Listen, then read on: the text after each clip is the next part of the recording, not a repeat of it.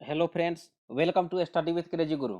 Friends, आज हम DRDO septum 10 A&A exam की तरफ से job notification stenographer, clerk, driver और फायरमैन पे निकला है। 1061 पोस्ट निकला है। कितना? 1061 पोस्ट निकला है। तो उसमें देखिए, आपको 20 क्वेश्चन जीके जीएस से देखने को मिल जाएगा। जीके जीएस से 20 क्वेश्चन देखने को मिल जाएगा। और आपको एग्जाम में टोटल नंबर ऑफ क्वेश्चन आपको 75 क्वेश्चन आएंगे। Total number of question 75। 1 hour का एग्जाम होगा। सीबीटी मोड में एग्जाम होगा। सीबीटी मोड में समझ गए होंगे, ऑनलाइन एग्जाम होगा। और इसमें निगेटिव मार्किंग नहीं है। निगेटिव मार्किंग नहीं है उसका मतलब क्या है? देखिए सर, निगेटिव मार्किंग नहीं है तो आपको क्या करना है, क्वेश्चन पूरा का पूरा 75 का 75 क्वेश्चन करके ही आना है। उसमें हम 20 क्वेश्चन आपको जो जीके जीएस से है, ये आपको हम डिस्कस करेंगे। तो बोलिए सर, 20 क्वेश्चन में हम अभी कम टाइम बचा है, क्या क्या पढ़ें? तो देखिए, पहले आपको पढ़ना है हिस्ट्री। हिस्ट्री आपको सही से पढ़ना है, तो हिस्ट्री हिस्ट्री हम रेगुलर ला रहे हैं। उसके बाद पॉलिटी भी पढ़ना है, पॉलिटी भी रेगुलर ला रहे हैं। और प्ले लिस्ट बना हुआ है, टेस्ट सीरीज भी है, पॉलिटी भी है, आप वहाँ से तैयारी कर सकते हैं। तो हिस्ट्री हो गया, पॉलिटी हो गया। उसके बाद आपको करेंट अफेयर, करेंट अफेयर भी हम रेगुलर ला रहे हैं और लाते रहेंगे। तो करेंट अफेयर भी आप देखते रहिए, यहाँ से आप सही से पढ़ लीजिए। कुछ क्वेश्चन इकोनॉमिक्स से आएगा, एक आध क्वेश्चन जियोग्राफी का आएगा। और क्या आएगा, एक या दो क्वेश्चन या तीन क्वेश्चन, 2 या 3 क्वेश्चन आपको साइंस से देखने को मिल जाएगा। तो इतना आपके लिए महत्वपूर्ण है। देखिए, तो एंशियंट हिस्ट्री मतलब आप समझ गए होंगे, प्राचीन भारत में बौद्ध धर्म और जैन धर्म, बौद्ध धर्म और जैन धर्म से क्वेश्चन नहीं बने, ऐसा हो नहीं सकता है। तो क्या करना है आपको, वीडियो के लास्ट तक बने रहिएगा। जितना भी डाउट हो, आपका डाउट क्लियर कर देंगे। समझ गए? चलिए स्टार्ट करते हैं। उससे पहले बता दें, आप लोग चैनल पर नए हैं, चैनल को सब्सक्राइब कर दीजिए, क्योंकि आप लोग देख रहे होंगे वीडियो किस तरह आपसे भी ज़्यादा मेहनत किया जा रहा है और वीडियो रेगुलर लाया जा रहा है। और जितना जो मतलब करेक्ट इन्फॉर्मेशन हो आपके सामने लाया जा रहा है।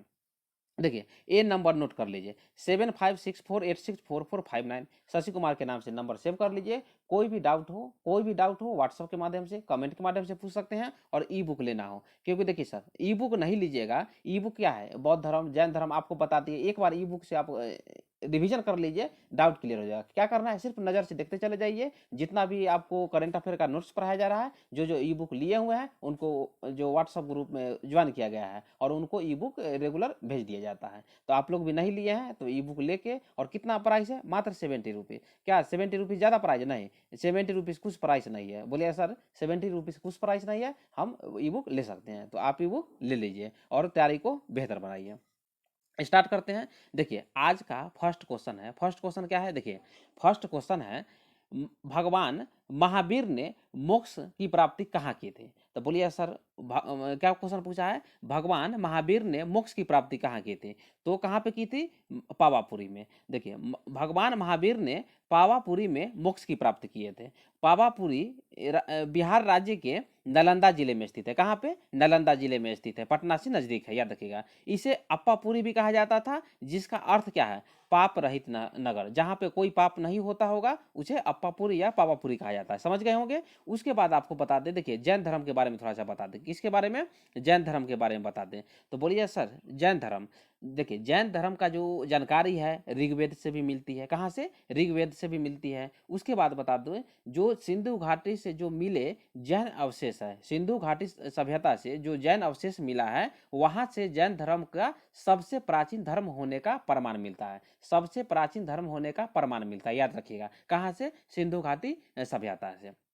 और आपको बता दें, 24 तीर्थंकर हुए हैं। 24 तीर्थंकर हुए किसमें?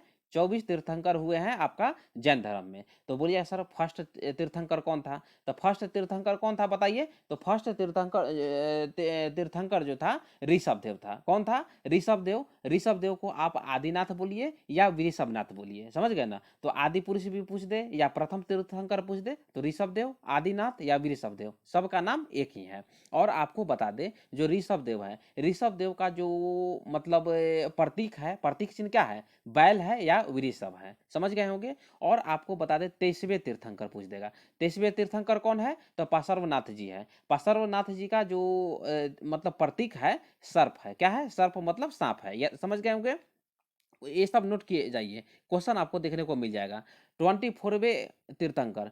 24वें तीर्थंकर कौन हुए? तो जो महावीर स्वामी जी है। कौन है? महावीर स्वामी, जो कि उनका प्रतीक चिन्ह क्या है? सिंह है। देखिए फ्रेंड्स, क्या है कि आपका जो अनेकों शिफ्ट में आपका एग्जाम लिया जाएगा, तो हर एक शिफ्ट में आपको जैन धर्म या बौद्ध धर्म से क्वेश्चन देखने को मिल जाएगा। तो आप वीडियो के लास्ट तक बने रहिएगा, आपका जो भी क्वेश्चन आएगा आप वहाँ सॉल्व कर सकते हैं। तो 24वें तीर्थंकर कौन है? महावीर स्वामी जी है। और आपको बता दें वो प्रतीक क्या चीज़ का माने जाते हैं? तो सिंह का प्रतीक माने जाते हैं। इतना आप लोग समझ गए होंगे। उसके बाद बता दें महावीर स्वामी जी के बारे में, है ना, महावीर स्वामी जी के बारे में बता दें, उनका जन्म कहाँ हुआ था बताइए। उनका जन्म जो हुआ था कहाँ पे हुआ था?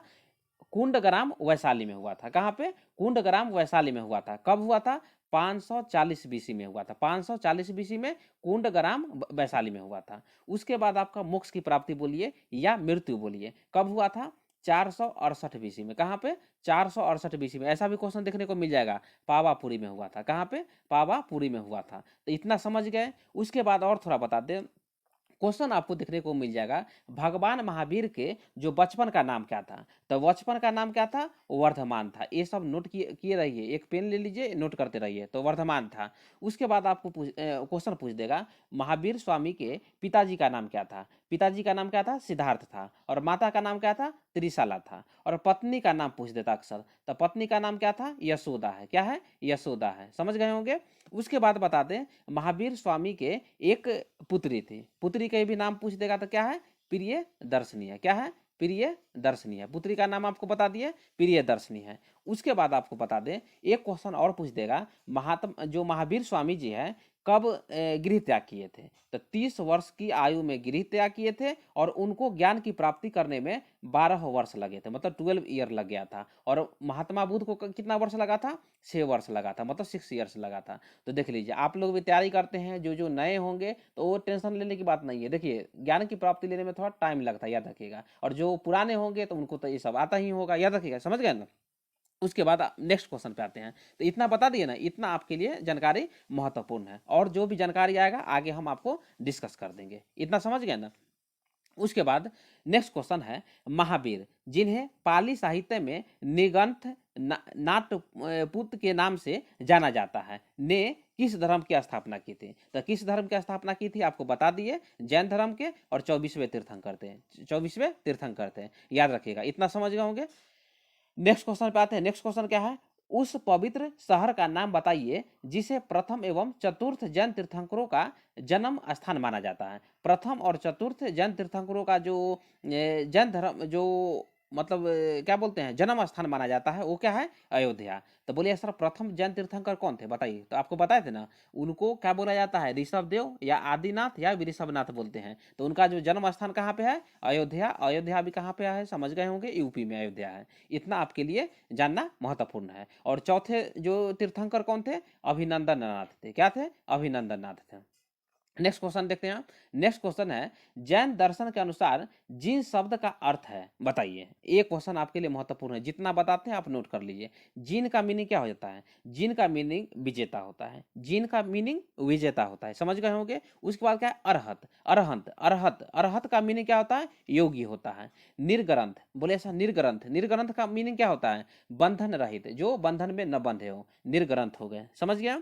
और उसके बाद आपको बता दे, महावीर स्वामी। तो उसमें महावीर का जो अर्थ है उसका मीनिंग क्या होता है बताइए। तो महावीर का मीनिंग क्या होता है? जो हिंदी होता है, साधना के प्रति जो समर्पण, साधना के प्रति समर्पण इज कॉल्ड महावीर। तो इतना आपके लिए जानना महत्वपूर्ण है। इतना समझ गए। चलिए नेक्स्ट क्वेश्चन देखते हैं। नेक्स्ट क्वेश्चन क्या है? नेक्स्ट क्वेश्चन है, भगवान महावीर का जन्म निम्नलिखित में से किस राज्य में हुआ था? तो किस राज्य में हुआ था बताइए? बिहार राज्य में हुआ था। कहाँ पे? बिहार राज्य में हुआ था। और कहाँ पे हुआ था? आपको थोड़ा देर पहले ही बताए थे, कुंडग्राम वैशाली में हुआ था। 540 बीसी में हुआ था। 540 बीसी में महावीर स्वामी जी का जन्म हुआ था। और 24वें तीर्थंकर थे। कितने? 24वें तीर्थंकर थे। ऐसा देखने को मिल जाएगा। और किसका प्रतीक है बताइए महावीर स्वामी? तो सिंह के प्रतीक है, मतलब शेर के, सिंह के प्रतीक है। इतना समझ गया।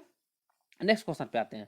नेक्स्ट क्वेश्चन होता है, किस एक जैन ग्रंथ है, मतलब कौन सा एक जैन ग्रंथ है जिसमें जैन तीर्थंकरों विशेष रूप से पार्श्वनाथ और महावीर स्वामी की आत्मकथाएं हैं? तो कौन सा है बताइए? कल्पसूत्र। कौन है? कल्पसूत्र। तो इतना समझ गए होंगे। देखिए कल्पसूत्र में जो पार्श्वनाथ है और पार्श्वनाथ के साथ जो जैन तीर्थंकर है उसके बारे में, उनके बारे में आपको बताया गया है। और आपको बता दे, थोड़ा सा और बता देते, जो कल्पसूत्र है किसके द्वारा लिखा गया है? भद्र बाहु के द्वारा लिखा गया है। किसके द्वारा? भद्र बाहु के द्वारा लिखा गया है। तो ऐसा भी क्वेश्चन देखने को आपको मिल जाएगा। कल्पसूत्र किसके द्वारा लिखा गया है? भद्र बाहु के द्वारा लिखा गया है, जिसमें जो जैन धर्म का प्रारंभिक इतिहास के बारे में बताया गया है। किसमें? कल्पसूत्र में जो जैन धर्म का प्रारंभिक इतिहास के बारे में बताया गया है। और एक और नोट कर लीजिए, क्या नाम है? भगवती सूत्र। बोलिए सर, भगवती सूत्र। भगवती सूत्र में महावीर एवं जो अन्य जैन मुनियों का जीवन चरित्र के बारे में जो वर्णन किया गया है। भगवती सूत्र याद रखिएगा। आपसे क्वेश्चन पूछ देगा भगवती सूत्र का संबंध किस धर्म से है? तो जैन धर्म से है, जिसमें महावीर स्वामी एवं अन्य जैन मुनियों का जीवन चरित्र के बारे में वर्णन किया गया है।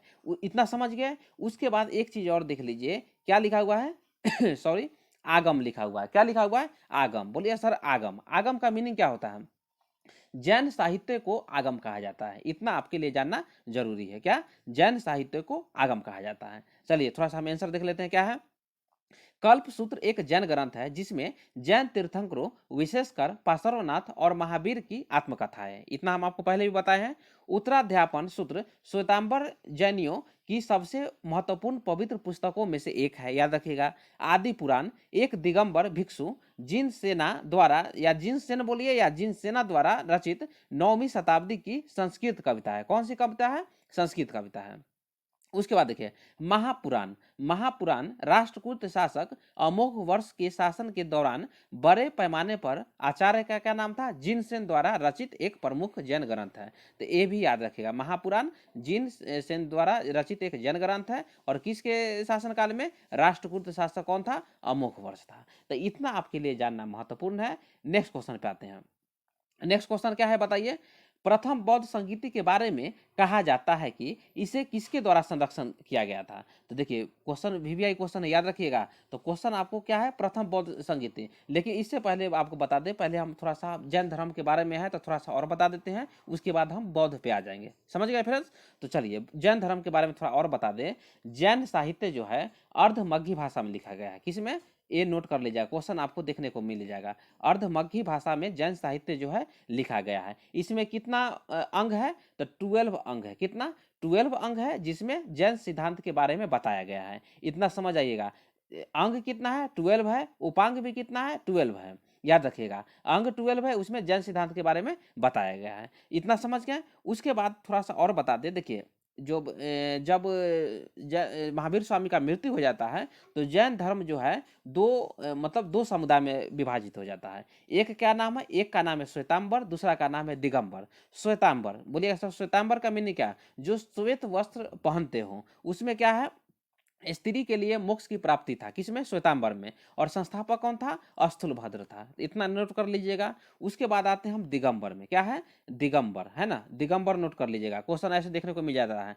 भद्रबाहु जो है इसका संस्थापक था। किसका? दिगंबर का। और इसमें क्या है? पूर्णतया नग्नता, मतलब वस्त्र धारण नहीं करते थे। और इसमें स्त्री के लिए जो मोक्ष की प्राप्ति नहीं है संभव था। किसमें? दिगंबर में। इतना आपके लिए जानना जरूरी है। उसके बाद बता दे, एक और चीज बता दे। दिगंबर में जो मतलब जैन तीर्थंकर कौन थे? 24वें तीर्थंकर महावीर स्वामी थे। उनको पुरुष माना गया है। उनको पुरुष माना गया है। तो समझ गए।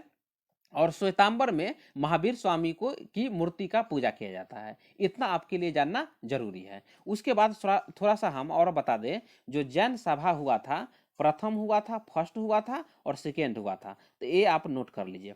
फर्स्ट जो जैन सभा हुआ था, कहाँ पे हुआ था? पाटलिपुत्रा में हुआ था। और पाटलिपुत्रा में हुआ था। अध्यक्ष कौन था? स्थूलभद्र था। कौन? स्थूलभद्र। एक क्वेश्चन आपको देखने को आपको मिल जाएगा। और इसमें ही जो 12 अंग बताए थे ना, 12 अंगों का संकलन किया गया था जैन साहित्य में। इतना समझ आइएगा। उसके बाद क्या है? द्वितीय द्वितीय जो हुआ था वल्लभी गुजरात में हुआ था। वल्लभी गुजरात में हुआ था। और अध्यक्ष कौन था? अध्यक्ष जो था क्षमा श्रवण था। क्षमा श्रवण था। तो इतना समझ गए। प्रथम पाटलिपुत्र में हुआ था, द्वितीय कहाँ हुआ था? वल्लभी गुजरात में हुआ था। उसके बाद थोड़ा सा और हम बता दें। देखिए महावीर स्वामी जो है एक संघ की स्थापना करते हैं। महावीर स्वामी जो है एक संघ की स्थापना करते हैं। उसमें 11 अनुयायी थे। कितना? 11 अनुयायी थे, इतना याद रखें। 11 अनुयायी थे जो क्या कहलाता था, गंधर कहलाता था। क्या, गंधर कहलाता था। तो ये नोट कर लीजिएगा। महावीर स्वामी जो है एक संघ की स्थापना करते हैं जिसमें 11 अनुयायी थे और उन अनुयायियों को गंधर कहा जाता था, इतना याद रखिएगा। उसके बाद एक क्वेश्चन और आपके लिए महत्वपूर्ण है। जब महावीर स्वामी की मृत्यु हो जाती है, महावीर स्वामी की मृत्यु हो जाती है, तो जो संघ था, 11 अनुयायी था जिसको गंधर कहा जाता था, उसका प्रमुख किसे बनाया गया था? तो ये नोट कर लीजिए, किसको? सुधर्मन को। किसको? सुधर्मन को बनाया गया था। आपके लिए इतना महत्वपूर्ण है, ये याद रखिएगा।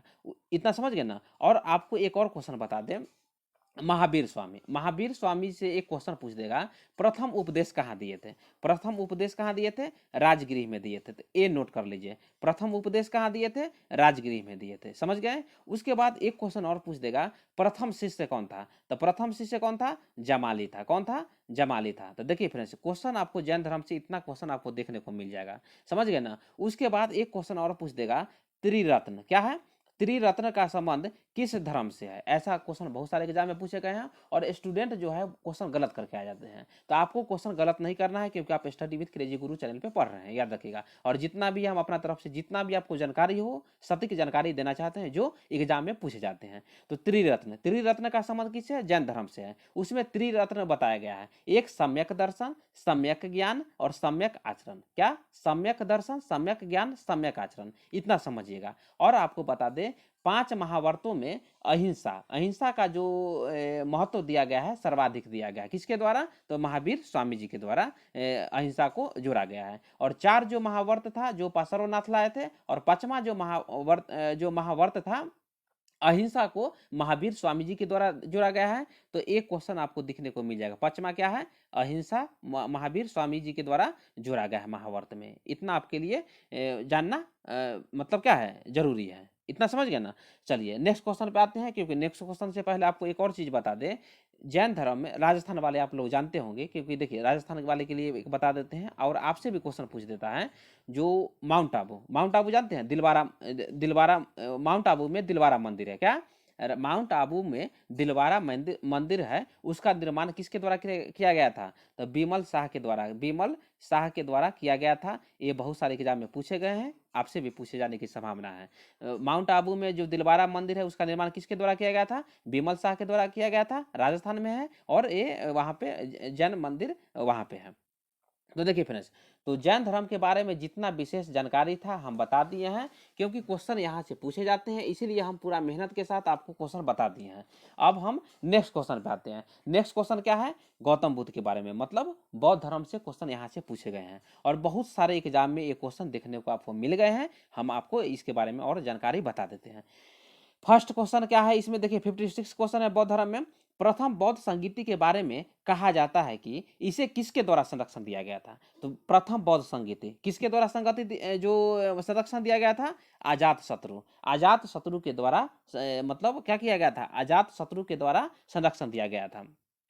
और बता दे, प्रथम बौद्ध संगीति कब हुआ था? क्वेश्चन आपसे देखने को मिल जाएगा 483 बीसी में। कब? 483 बीसी में हुआ था। और कहाँ पे हुआ था ये नोट कर लीजिए, राजगृह में हुआ था। पहले का भी क्वेश्चन जब हम टेस्ट सीरीज किए थे उसमें भी बता दिए थे। प्रथम बौद्ध संगीति हुआ था उस समय जो राजा था अजात शत्रु था। कहाँ पे हुआ था? राजगृह में हुआ था। वर्ष कब था? 483 बीसी था। इतना ही आप याद रखिएगा। एक क्वेश्चन और पूछ देगा, प्रथम बौद्ध संगीति में अध्यक्ष कौन था? अध्यक्ष कौन था? महाकश्यप था। कौन था? महाकश्यप था। तो ये भी क्वेश्चन देखने को मिल जाएगा। ये आपके लिए क्वेश्चन VBI है, एक क्वेश्चन आपके लिए VBI है। एक क्वेश्चन यहाँ से देखने को आपको मिल जाएगा और भी हम आपको आगे बता देंगे। तो option C is the correct answer. समझ गए? जो अजात शत्रु था बिंबिसार का पुत्र था और महावीर और गौतम बुद्ध दोनों के समकालीन था। महावीर और गौतम बुद्ध दोनों के समकालीन था। कौन? अजात शत्रु। तो C option correct answer. Next question पे आते हैं। नेक्स्ट क्वेश्चन क्या है?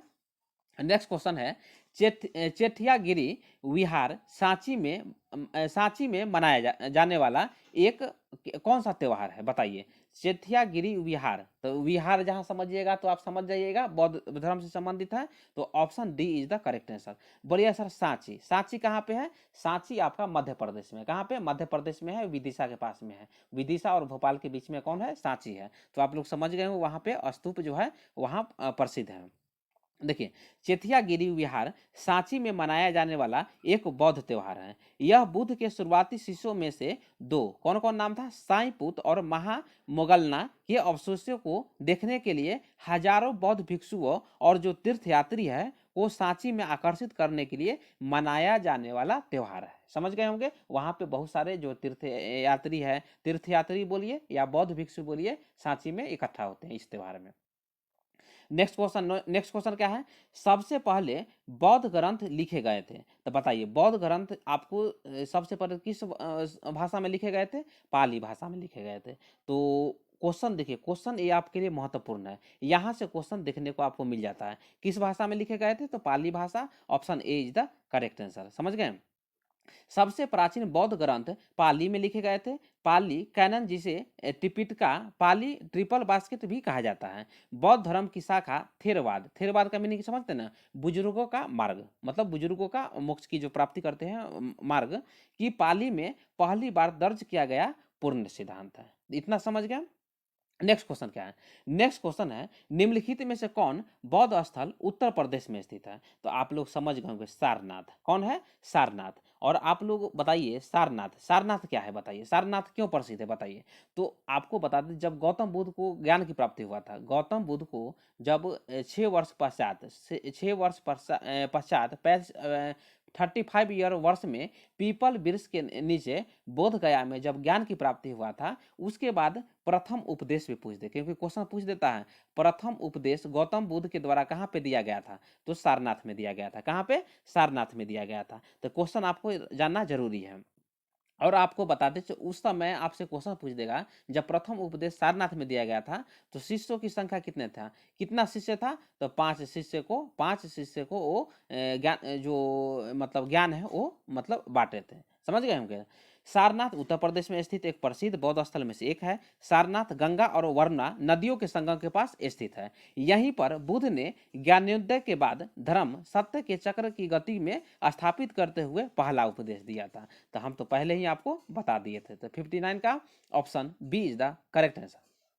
नेक्स्ट क्वेश्चन पे आते हैं। नेक्स्ट क्वेश्चन क्या है बताइए, गौतम बुद्ध के जन्म का स्थान के नाम से जाना जाने वाला एक उपवन था। तो चलिए हम थोड़ा गौतम बुद्ध के बारे में बता देते हैं। क्या, गौतम बुद्ध के बारे में, तो option C is the correct answer, Lumbini. तो चलिए थोड़ा सा हम बताते हैं, इनके परिचय के बारे में बताते हैं। तो गौतम बुद्ध का जन्म कब हुआ था, ये नोट कर लीजिए, 563 बीसी में हुआ था। कब, 563 बीसी में लुम्बिनी कपिल वस्तु में हुआ था। कहाँ, लुम्बिनी कपिल वस्तु में हुआ था। उसके बाद बता दें उनका मृत्यु कब हुआ था, तो 483 बीसी में हुआ था। और उसी वक्त 483 बीसी में बौद्ध संगीत किया गया था राजगिरी में। समझ गए होंगे।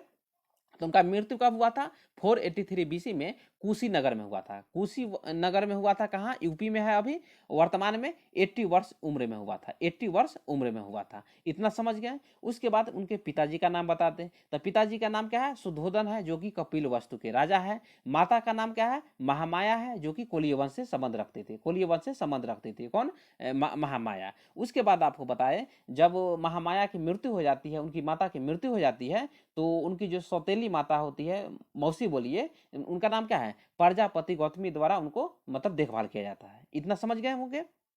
उसके बाद एक क्वेश्चन और पूछ देगा, उनका पत्नी का नाम बताइए। तो पत्नी का नाम क्या है, यशोधरा है। क्या है, यशोधरा है। और महावीर स्वामी के पत्नी का नाम क्या था, यशोदा था। तो आप कंफ्यूज मत होइएगा, इनके पत्नी का नाम यशोधरा है। और 16 वर्ष की आयु में इनका शादी हो जाता है।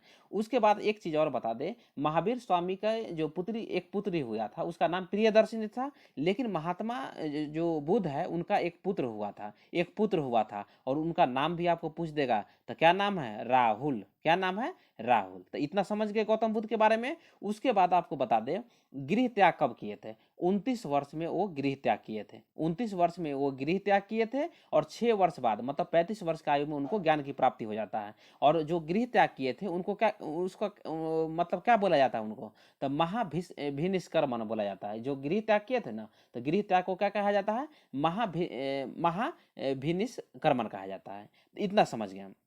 उसके बाद महात्मा बुद्ध के बारे में थोड़ा और बता दे, प्रथम गुरु पूछ देगा। प्रथम गुरु कौन थे, अलार कलाम थे। तो ये नोट कर लीजिए, अलार कलाम, जो कि प्रथम गुरु थे और कहाँ के रहने वाले थे, वैशाली के रहने वाले थे। वैशाली कहाँ पे, बिहार के रहने वाले थे। इतना समझ गए। उसके बाद आपको बता दें द्वितीय गुरु, द्वितीय गुरु कौन थे, तो रुद्रक रामपुत्र थे, जो कि राजगृह के रहने वाले थे। राजगृह जो वर्तमान में बिहार में आप क्या बोलते हैं उसको, राजगीर के नाम से आप लोग जानते होंगे, राजगीर के नाम से प्रसिद्ध है। तो इतना आपके लिए जानना क्या है, महत्वपूर्ण है। उसके बाद आपको क्वेश्चन पूछ देगा जो प्रिय शिष्य था कौन था, आनंद था। तो इतना आपके लिए जानना महत्वपूर्ण है। नेक्स्ट क्वेश्चन क्या है, नेक्स्ट क्वेश्चन देखिए, किसके लिए बनाए गए नियमों को विनय पिटक नामक पुस्तक में लिखा गया था। तो बोलिए सर, विनय पिटक नामक पुस्तक में लिखा गया था, तो किसके लिए बताया गया था, बताइए। तो बौद्ध संघ, बौद्ध संघ, option C is the correct answer. क्या, option C is the correct answer. तो इतना जानना आपके लिए महत्वपूर्ण है। क्वेश्चन जो है यहाँ से क्वेश्चन आपको देखने को मिल जाता है विनय पिटक, जिसमें क्या है, संघ के नियमों का संग्रह किया जाता है। उसके बाद देखिए त्रिपिटक, त्रिपिटक जो है ना, त्रिपिटक जो है देखिए, त्रिरत्न याद रखें, त्रिरत्न जो है जैन धर्म से संबंधित है। और इसमें क्या है, त्रिपिटक है, त्रिपिटक। त्रिपिटक जो है पाली भाषा में रचित है। उसमें त्रिपिटक, त्रिपिटक में 3 पिटक है, कौन कौन है, सुत्त पिटक। सुत्त पिटक क्या है, जिसमें बुद्ध के उपदेशों का संग्रह किया गया है, जो महात्मा बुद्ध के उपदेशों का संग्रह किया गया है, किसमें, सुत्त पिटक में किया गया है। उसके बाद क्या है, विनय पिटक। तो विनय पिटक में क्या है, संघ के नियमों का संग्रह किया गया है। उसके बाद क्या है, अभिधाम पिटक। तो बोलिए सर अभिधाम पिटक, अभिधाम पिटक में क्या है, बुद्ध के दार्शनिक विचार का वर्णन किया गया है। इतना आप याद रखिएगा। उसके बाद एक चीज और रखिएगा, जातक कथा। यदि आपसे क्वेश्चन पूछ देगा जातक कथा का संबंध किससे है, तो बौद्ध धर्म से है। उसमें बुद्ध के पुनर्जन्म की कहानी कथा के बारे में बताया गया है। इतना आपके लिए जानना जरूरी है, समझ गए ना फ्रेंड्स। तो क्वेश्चन क्या था, क्वेश्चन था मतलब किसके लिए बनाए गए नियमों को विनय पिटक के नाम से पुस्तक में लिखा गया था। तो क्या है, बौद्ध संघ, option C is the correct answer. तो देखिए फ्रेंड्स, इतना पढ़ लीजिएगा। इसके बारे में जो विशेष जानकारी था आपको हम जानकारी दे दिए हैं।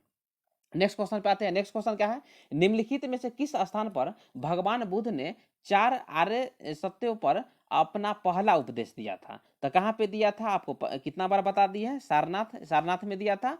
तो समझ गए होंगे। और उपदेश क्या क्या दिए थे, देखिए पहला उपदेश क्या था, दुख का अस्तित्व था, दुख का कारण समाप्त हो सकता है और दुख के अंत का मार्ग हो सकता है। तो इतना आपको जानना जरूरी है, समझ गए ना। नेक्स्ट क्वेश्चन पे आते हैं। नेक्स्ट क्वेश्चन क्या है, निम्नलिखित में से किस स्थान पर भगवान बुद्ध को ज्ञान की प्राप्ति हुई थी। तो आपको तो कितना बार बता दिए हैं, कितना ज्ञान की प्राप्ति कहाँ हुआ था, बोध गया में हुआ था। मतलब option C is the correct answer, Bodh Gaya में हुआ था। और आपसे क्वेश्चन पूछ देगा किस नदी के किनारे हुआ था, बताइए। तो किस नदी के किनारे हुआ था आपको बता देते हैं, लेकिन उससे पहले आपको बता दें जो पीपल वृक्ष के नीचे हुआ था। समझ गए होंगे। उसके बाद देखिए क्या है, भगवान बुद्ध को बोध गया में ज्ञान की प्राप्ति हुई थी। बुद्ध ने वैशाली में अपना अंतिम उपदेश दिया और यहाँ अपने निर्वाण की घोषणा की। गौतम बुद्ध ने सारनाथ में अपना पहला उपदेश दिया, पहले भी बताए हैं। और महावीर और बुद्ध दोनों ने राजगीर में अपनी जो आस्था था उसका क्या दिए थे, शिक्षा दिए थे। इतना जानना आपके लिए महत्वपूर्ण है, समझ गए ना। नेक्स्ट क्वेश्चन पे आते हैं। नेक्स्ट क्वेश्चन क्या है, बताइए। नेक्स्ट क्वेश्चन है, अशोक के शासनकाल की प्रमुख घटनाओं में से एक 250 ईसा पूर्व में राजधानी पाटलिपुत्र में बौद्ध संघ परिषद का आयोजन था। तो कौन था, देखिए तीसरा, कौन है, तीसरा जो तीसरा बौद्ध संगीति हुआ था ना, बताइएगा सर तीसरा बौद्ध संगीति कब हुआ था, 247 बीसी में हुआ था। 247 बीसी बोलिए, लेकिन यहाँ 250 लिखा, कोई बात नहीं है। 247 बीसी में तीसरा बौद्ध संगीति हुआ था। और कहाँ पे हुआ था, तो याद रखिएगा कहाँ पे हुआ था, पाटलिपुत्र में हुआ था। ये नोट कर लीजिए, ये क्वेश्चन आपको हर एक शिफ्ट में देखने को मिल जाएगा। पाटलिपुत्र में तीसरा बौद्ध संगीति हुआ था, 247 बीसी में हुआ था। राजा कौन था, संरक्षण किसके द्वारा दिया गया था, अशोक के द्वारा दिया गया था। और अध्यक्ष पूछ देगा, तो अध्यक्ष कौन था, मोगली पुत्र तीस था, मोगली पुत्र तीस था। तो इतना जानना आपके लिए महत्वपूर्ण है। 64 का option C is the correct answer. Next question देखिए, फिल इन द ब्लैंक्स है कि पालक माता महाप्रजापति गौतमी ऐसी पहली महिला थी जिन्हें भिक्षुनी के रूप में चुना गया था। तो याद रखिए कहाँ पे, बुद्ध में। तो देखिए महात्मा बुद्ध जो थे मतलब औरतों को वुमेन को मतलब जो बौद्ध धर्म में शामिल नहीं करना चाहते थे, बौद्ध धर्म में शामिल नहीं करना चाहते थे। उनका ये मानना था कि मतलब बौद्ध धर्म में यदि औरतों को शामिल किया जाएगा तो जो यदि बौद्ध धर्म में हजारों वर्षों तक चलेगा तो ऐसा नहीं है, 100 वर्ष में ही वो समाप्त हो जाएगा। तो किनका मानना था? मतलब गौतम बुद्ध को मानना था। लेकिन उनका प्रिय शिष्य कौन था? तो ऐसा भी क्वेश्चन देखने को मिल जाएगा फ्रेंड्स। देखिए आनंद, तो आपको क्या पता है, देखिए ना, क्वेश्चन आपको सॉल्व कराना बड़ी बात नहीं है। क्वेश्चन को इतना क्वेश्चन हम आपको रिपीट करके बताएंगे कि क्वेश्चन आपको गलत होने की संभावना ही नहीं है। तो जो प्रिय शिष्य था आनंद था, उनके जो आग्रह किए ना से मतलब आप मतलब औरतों को क्या किए, मतलब बौद्ध धर्म में मतलब जगह दीजिए। तो उनके आग्रह पर महिलाओं को बौद्ध धर्म में प्रवेश मिला। और कहाँ मिला? तो वैशाली में मिला। कहाँ पे? वैशाली में मिला। और प्रथम महिला कौन था? तो उनका मौसी था, आपको पहले ही बताए थे, प्रजापति गौतमी। तो option B is the correct answer. समझ गए होंगे। नेक्स्ट क्वेश्चन पे आते हैं। नेक्स्ट क्वेश्चन क्या है? गांधार कला शैली निम्नलिखित में से किस यूरोपीय राष्ट्र की कला से प्रभावित थी? तो आप लोग समझ गए होंगे कहाँ पे, ग्रीस से संबंधित है। कहाँ से? ग्रीस से संबंधित है। तो गांधार कला शैली समझ गए ना। तो आपसे क्वेश्चन भी पूछ देगा गांधार कला का संबंध किस धर्म से है? तो गांधार कला का जो संबंध है बौद्ध धर्म से संबंधित है। और ग्रीस से जो यूरोपीय राष्ट्र की कला जो प्रभावित थी, ग्रीस से प्रभावित। तो इतना आपके लिए जानना महत्वपूर्ण है। ऐसा क्वेश्चन देखने को आपको एग्जाम में मिल जाता है। नेक्स्ट क्वेश्चन पे आते हैं। नेक्स्ट क्वेश्चन क्या है? निम्नलिखित में से कौन सा शब्द बौद्ध स्तूपों की स्थापत्य कला से संबंधित है? तो कौन सा शब्द? Harmika. Option D is the correct answer. देखिए हर्मिका क्या है? हर्मिका एक स्तूप के ऊपरी भाग के चारों ओर पत्थर का कटघरा है। ऊपरी भाग जो है ना, वहां पे पत्थर का ऐसा कटघरा बनाया गया है। समझ गए होंगे। उसके बाद देखिए, उसके बाद क्या है? मंडपम। बोलिए सर मंडपम क्या है? तो एक भारतीय मंदिर में एक सामान्य सभा क्षेत्र जो एक पश्चिमी चर्च के नार्थेक्स के समान है। सामने की दीवार के बीच में एक प्रवेश द्वार है जिसे गोपुरम के नाम से जाना जाता है। गोपुरम के नाम से भी जाना जाता है। इतना समझ गए होंगे। उसके बाद क्या है? गर्भगृह। तो बोलिए सर गर्भगृह क्या है? तो गर्भगृह जो है मंदिर का आंतरिक कक्ष है जहां मुख्य देवता को रखा जाता है। तो ये आप नोट कर लीजिएगा, इसका ऑप्शन डी है। लेकिन आपको जो चारों ऑप्शन पता है ना, गोपुरम, मंडपम, गर्भगृह, हर्मिका, पूरा देख लीजिएगा। क्योंकि देखिए फ्रेंड्स, क्वेश्चन यहाँ से बहुत सारे एग्जाम में पूछे जाते हैं। समझ गए होंगे। तो इसलिए बताते हैं इसे। यदि आप लोग को लगता है कि नहीं सर मेहनत कर रहे हैं, तो आप लोग नए हैं चैनल पे, चैनल को सब्सक्राइब कीजिए। क्योंकि जो क्वेश्चन आपको एग्जाम जाने से पहले आपको हम पूरा डाउट क्लियर करके ही जाने देंगे। समझ गए होंगे। नेक्स्ट क्वेश्चन देख रहे हैं। नेक्स्ट क्वेश्चन है निम्नलिखित में से कौन सा स्तूप स्थल उत्तर प्रदेश राज्य में स्थित नहीं है? तो कौन सा है बताइए? भरहुत। भरहुत उत्तर प्रदेश में स्थित नहीं है। भरहुत कहाँ पर? एमपी में है। कहाँ पे? एमपी में है। रामभर, धमेक और चौखंडी कहाँ पे है? यूपी में। याद रखिएगा। तो नेक्स्ट क्वेश्चन पे आते हैं। नेक्स्ट क्वेश्चन क्या है?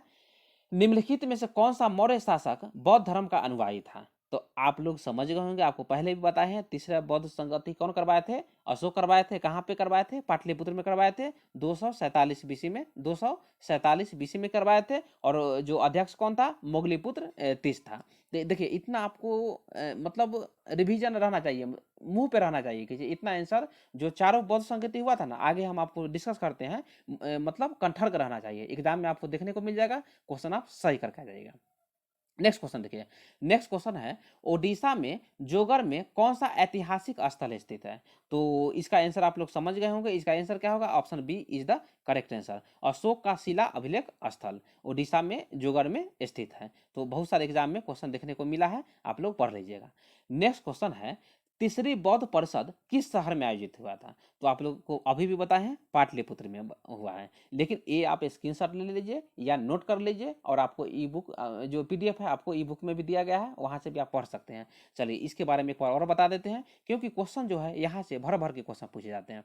देखिए प्रथम बौद्ध संगीति, प्रथम बौद्ध संगीति कहाँ हुआ था? राजगीर या राजगीर में हुआ था। शासक कौन था? शासक अजातशत्रु था। और अध्यक्ष कौन था बताइए? अध्यक्ष जो था महाकश्यप था। 483 बीसी में हुआ था। तो एक क्वेश्चन भी आई है, याद रख लीजिएगा। नेक्स्ट क्या है? द्वितीय। द्वितीय कब हुआ था? कालाशोक राजा था उस समय, वैशाली में हुआ था। वैशाली कहाँ? बिहार में है। और जो अध्यक्ष कौन था? अध्यक्ष जो था सवाकामी था। 383 बीसी में हुआ था। 483 से 100 वर्ष पीछे 383 बीसी में हुआ था। इतना समझ गया। तीसरा पे आते हैं। तीसरा पता है, राजा अशोक था, पाटलिपुत्र बिहार में हुआ था। मोगली पुत्र जो तीसरे अध्यक्ष थे, 247 बीसी में हुआ था। कब? 247 से ईस्वी में हुआ था। 247 बीसी, ईसा पूर्व में हुआ था, ईस्वी नहीं, बीसी में हुआ था, सब याद रखिएगा। उसके बाद चौथी, चौथी भी पूछ देगा। तो उस समय शासक कौन था? कनिष्क शासक था। कुंडलवन कहाँ है? कश्मीर में हुआ था। और जो अध्यक्ष पूछ दे तो वसुमित्र अध्यक्ष था, 72 ईस्वी में हुआ था। कब? 72 ईस्वी में हुआ था। और आपको बता दें, इसी वक्त महायान और हीनयान में विभाजन हुआ था। जो बौद्ध धर्म है ना, महायान और हीनयान में विभाजन हुआ था। और आपको बता दें, महायान, महायान क्या था? मूर्ति पूजा में विश्वास रखते थे। और ये कहाँ कहाँ है फैला हुआ है? क्वेश्चन आपको देखने को मिल जाएगा, उत्तर भारत, चाइना, जापान और तिब्बत में है। उसके बाद क्या है? हीनयान। हीनयान जो थे ना, मूर्ति पूजा का विरोधी थे। और ये जो है दक्षिण भारत हो गए, श्रीलंका हो गया, वर्मा हो गया, थाईलैंड आदि में जो बहुत सारे जो कंट्री है वहाँ पे प्रचलित है। तो देखिए फ्रेंड्स, इतना आपके लिए महत्वपूर्ण है। नेक्स्ट क्वेश्चन क्या है?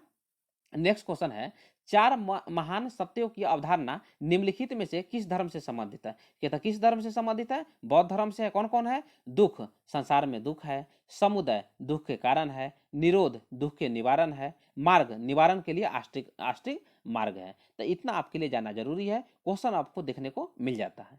नेक्स्ट क्वेश्चन क्या है? निम्नलिखित में से किस स्थान का संबंध गौतम बुद्ध के जन्म से है? तो आपको कितना बार बताए हैं? लुम्बिनी। कौन? लुम्बिनी, कपिल वस्तु। 563 बीसी में उनका जन्म हुआ और 483 बीसी में उनका मृत्यु हुआ। कहाँ पे? कुशीनगर में। 80 वर्ष की उम्र में। कुशीनगर वर्तमान में कहाँ पे है? तो आप लोग समझ गए होंगे, यूपी में है, गोरखपुर के पास है।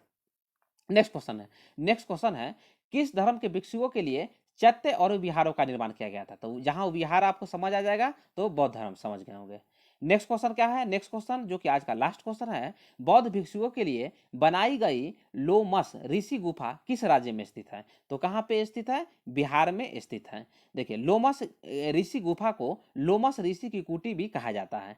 भारत के बिहार राज्य में जहानाबाद, कहाँ पे है? जहानाबाद गया के नजदीक में है। जिले के बराबर और नागार्जुन बराबर की पहाड़ी और नागार्जुन की पहाड़ी में मानव निर्मित बराबर गुफाओं में से एक है। कौन?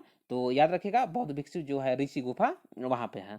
तो देखिए फ्रेंड्स, इतना हम आपको बता दिए। उसके बाद एक और बता दे, बौद्ध धर्म का जो 2-3 पॉइंट और बताते हैं, क्योंकि क्वेश्चन यहाँ से देखने को मिल जाता है। पहले ये समझिए, घटना देखिए, जब महात्मा बुद्ध का जन्म हुआ था ना, तो उनका जन्म का जो प्रतीक था, प्रतीक क्या है? कमल एवं सांड है। क्या है?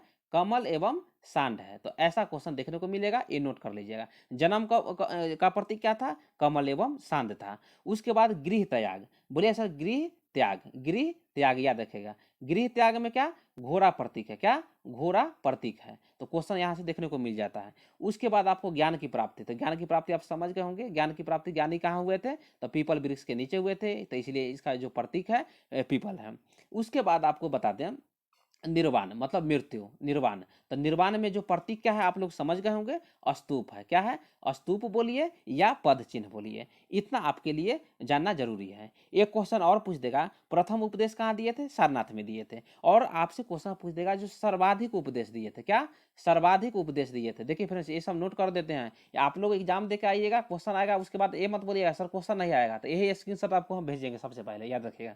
तो सर्वाधिक जो उपदेश दिए थे, शरावस्ती में दिए थे, ये नोट कर लीजिए। शरावस्ती कहाँ पे है? तो कोसल में है। कहाँ पे? कोसल में है। तो आप लोग समझ गए होंगे, शरावस्ती का जो 6 क्लास या 5th क्लास में थे, जो राजा प्रसेनजीत के बारे में आप लोग समझ गए होंगे ना, जो कौन थे, जो अंगुली मार डाकू के बारे में आप लोग पढ़े होंगे, समझ गए होंगे, ये सब तो आपको याद ही होगा।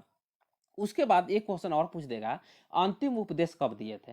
तो अंतिम उपदेश जो शिष्य को दिए थे, उसका नाम क्या था? सुमद था। क्या था? सुमद था। उसके बाद ही ना, जब 483 बीसी में उनको कुशीनगर में उनकी मृत्यु हो जाती है। कैसे मृत्यु है आप लोग देख सकते हैं, और जब हम क्लास लाएंगे ना, तो हम पूरा उस पर डिस्कस करेंगे। तो अंतिम उपदेश किसको दिए थे बताइए? सुमद को दिए थे, जो कि उनका शिष्य था।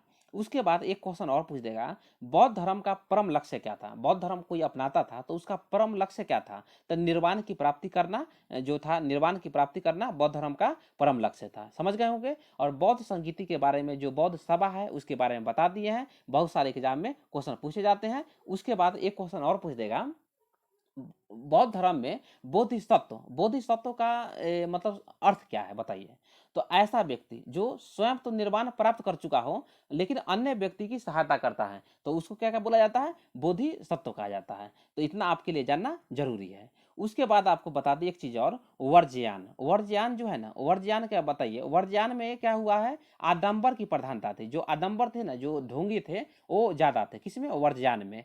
इसीलिए जो बौद्ध धर्म के जो पतन का योगदान था वो वर्ज्यान को माना जाता है। इतना समझ गए। उसके बाद त्रिपिटक तो आपको बता ही दिए थे, समझ गए। उसके बाद एक क्वेश्चन और पूछ देगा, light of Asia. Light of Asia, देखिए लाइट ऑफ एशिया, बोलिए सर लाइट ऑफ एशिया जो है किसके द्वारा लिखा गया है, तो किसके द्वारा लिखा गया है, तो एडविन अर्नाल्ड को लिखा के द्वारा लिखा गया है। और देखिए सॉरी, जो महावीर महावीर स्वामी नहीं, क्या है, गौतम बुद्ध है। गौतम बुद्ध को लाइट ऑफ एशिया कहा जाता है। गौतम बुद्ध को लाइट ऑफ एशिया कहा जाता है। और किसके द्वारा बोला गया था, तो एडविन अर्नाल्ड के द्वारा बोला गया था। एडविन अर्नाल्ड के द्वारा दिया गया, लिखा गया था। ऐसा क्वेश्चन देखने को मिल जाएगा। लाइट ऑफ एशिया किसे कहा जाता है, गौतम बुद्ध को कहा जाता है और एडविन अर्नाल्ड के द्वारा कहा गया था। उसके बाद एक और पूछ देगा, नागसेन द्वारा रचित एक पुस्तक क्या है बताइए, तो क्या नाम है, मिलिंद पन्हो। उसमें बौद्ध धर्म के बारे में बताया गया है। मिलिंद पन्हो जो है किसके द्वारा लिखा गया है, तो नागसेन के द्वारा लिखा गया है। और क्वेश्चन पूछ देगा, सारीपुत्र प्रकरण और बुद्ध चरित्र। बुद्ध चरित्र बहुत सारे एग्जाम में पूछा गया है। बुद्ध चरित्र किसके द्वारा लिखा गया है, तो अशोक घोष द्वारा लिखा गया है। किसके द्वारा, अशोक घोष द्वारा लिखा गया है। तो देखिए फ्रेंड्स, जितना क्वेश्चन हम यहाँ तक डिस्कस कर दिए, बौद्ध धर्म, जैन धर्म के बारे में विशेष है। यहाँ से ज़्यादा क्वेश्चन आपको, बाहरी क्वेश्चन एक भी क्वेश्चन आपको देखने को नहीं मिल जाएगा। तो आपको क्या करना है, आप लोग को यदि लग रहा है कि नहीं आप सर आप सही से मेहनत कर रहे हैं, तो आप सपोर्ट कीजिए। सपोर्ट मीन्स क्या बताइए, चैनल को सब्सक्राइब कर दीजिए। चैनल को सब्सक्राइब मतलब क्या, जितना मोबाइल आपके घर में है चैनल को थोड़ा सा सब्सक्राइब कीजिए। ऐसे क्या होता है, थोड़ा सा मोटिवेशन लोग को मिला रहता है। और देख रहे हैं ना, एक दिन में 2 वीडियो 3 वीडियो रेगुलर लाया जा रहा है और यहाँ पे सटीक जानकारी दिया जा रहा है। ऐसा नहीं कि सिर्फ इन्फॉर्मेशन लाया जा रहा है, ऐसा नहीं ना, इन्फॉर्मेशन सटीक दिया जा रहा है और तैयारी भी रेगुलर करवाया जा रहा है। और आपको ई बुक लेना हो तो ई बुक यहाँ से प्राप्त कर सकते हैं। और करंट अफेयर का भी क्लास रेगुलर आते रहेगा और पॉलिटी का भी लाएंगे और 1-2 क्लास और एंशिएंट लाएंगे, तो आपको क्वेश्चन यहाँ से देखने को मिल जाएगा। और एक मुगल काल पे ला देंगे क्वेश्चन। और आप मिडिएबल हिस्ट्री यदि नहीं देखे हैं तो वहाँ से आप लोग जो दिल्ली सल्तनत का इतिहास है क्वेश्चन भी डाल चुके हैं। और यदि क्लास देखना हो तो वहाँ से क्लास आप लोग देख सकते हैं। मिलते हैं नेक्स्ट वीडियो में। Thank you. जय हिंद, जय भारत।